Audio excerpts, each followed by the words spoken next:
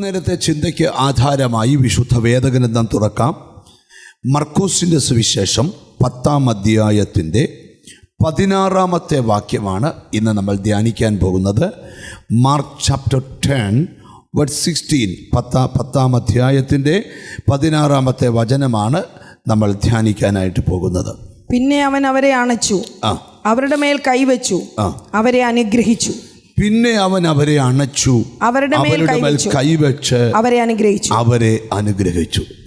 നമ്മുടെ വാഴ്ത്തപ്പെട്ട കർത്താവ് ഈ ഭൂമിയിലായിരുന്നപ്പം യേശുക്രിസ്തുവിൻ്റെ ശുശ്രൂഷ കാലയളവിൽ നടന്ന ഒരു കാര്യമാണ് ഇവിടെ മർക്കോസ് വിവരിച്ച് എഴുതുന്നത്.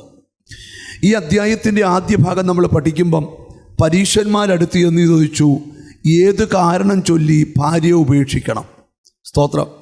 കാരണം കർത്താവ് തലയധ്യായങ്ങളിലൊക്കെ കുടുംബങ്ങൾ എങ്ങനെയാണെന്നും കുടുംബജീവിതം എങ്ങനെയാണെന്നും ഒക്കെയുള്ള പരാമർശങ്ങൾ പല ഭാഗങ്ങളിൽ വിവരിച്ചു പറഞ്ഞിട്ടുണ്ട്. അപ്പം ഏതു കാരണം ചൊല്ലി ഭാര്യയെ ഉപേക്ഷിക്കണമെന്ന് ചോദിച്ചപ്പം കർത്താവിൻ്റെ മറുപടി, ദൈവത്തിന് സ്തോത്രം, ദൈവം യോജിപ്പിച്ചതിനെ മനുഷ്യർ വേർതിരിക്കരുതെന്നായിരുന്നു. സ്തോത്രം.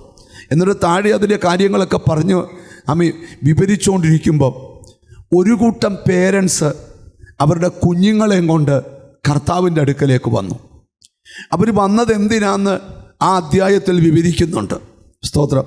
ആ വിവരണമാണ് നമ്മൾ ഒന്ന് ധ്യാനിക്കാൻ പോകുന്നത്.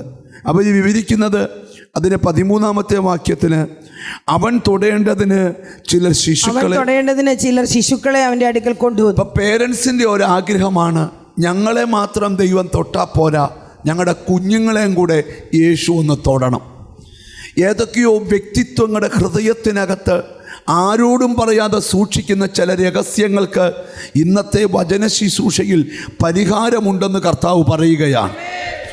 എത്ര പേരൻസിന് കൊതിയുണ്ട്, കർത്താവെ, തെറ്റിപ്പോകുന്ന ഈ ജനറേഷൻ്റെ നടുവിൽ എൻ്റെ തലമുറകളെ ദൈവം ഒന്ന് തൊടണമേ.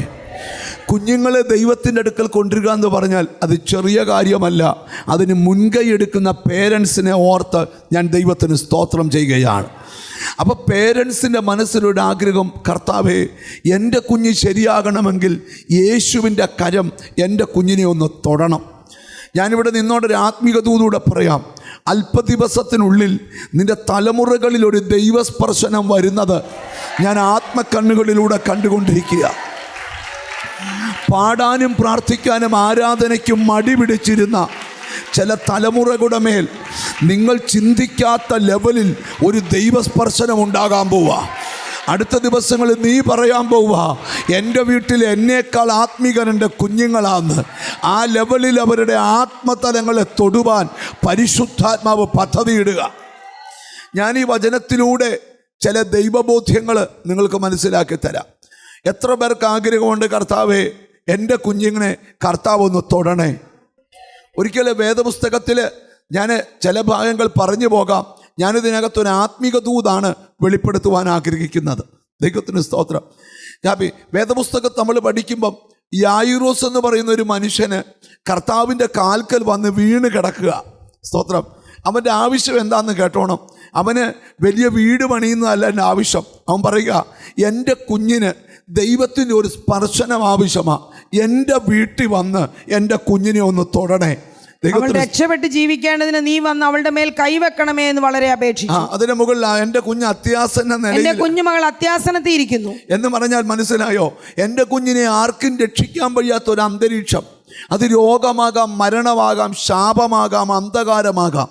എൻ്റെ കുഞ്ഞിന് വിടുവിക്കപ്പെടാൻ വയ്യാത്ത ഒരു അന്തരീക്ഷത്തിലായിരിക്കുന്നേ. യേശു അപ്പ, എൻ്റെ വീട്ടിൽ വരെ ഒന്ന് വരണമേ, എൻ്റെ കുഞ്ഞിനെ കൈ കൊണ്ടൊന്ന് തൊടണമേ. തൊട്ടാൽ എൻ്റെ കൊച്ചു ജീവിക്കും. അപ്പൻ കൊതിച്ചതനുസരിച്ച്, നിങ്ങൾക്കറിയാമോ, 100 രോഗികൾ തൻ്റെ മുമ്പിൽ വീൽ ചെയറിലും ദൈവത്തിന് സ്തോത്രം ഒക്കെ ഇരിക്കുമ്പം ഒരുവൻ്റെ അപേക്ഷ കേട്ട് നിന്നവരെ എല്ലാം തള്ളിയേച്ച് അപേക്ഷിച്ചവൻ്റെ കൂടെ പോയവനായ യേശു. അങ്ങനെയെങ്കിൽ ഒരു സന്ദേശം കൂടെ പറയാം. നിൻ്റെ തലമുറയെ ദൈവമൊന്ന് തൊടണമെന്ന് കൊതിച്ച നീ ഇന്നിവിടെ പ്രാർത്ഥനയ്ക്ക് വന്നതെങ്കിൽ നിൻ്റെ വീട്ടിൽ വന്ന് തൊടാനും എൻ്റെ ദൈവം തയ്യാറാ. സ്തോത്രം. ഞാൻ വീണ്ടും ആത്മാവിൽ കാണുകയാ. ചിലരെ ചില തലമുറകളെ ദൈവം ഈ ദിവസങ്ങളിൽ തൊടും.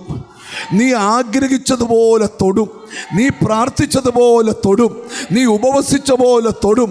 അത് വിശ്വസിക്കുന്നവർ കൈ ഉയർത്തി ഒരു സ്തോത്രം ചെയ്യുക.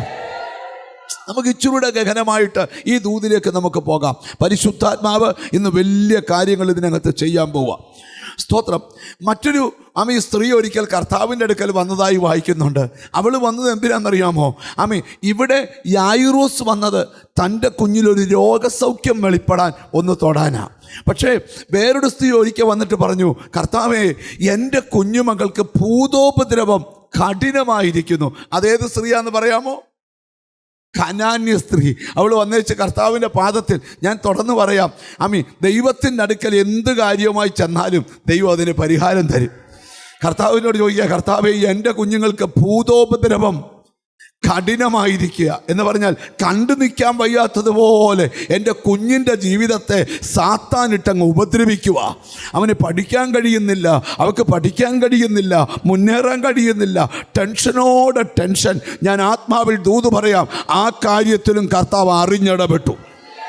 ഒരു നല്ല ഹല്ലേലൂയ പറഞ്ഞാട്ട്. അപ്പം ഇന്ന് വാക്യത്തിനകത്തൊരു ദൂതുണ്ട്.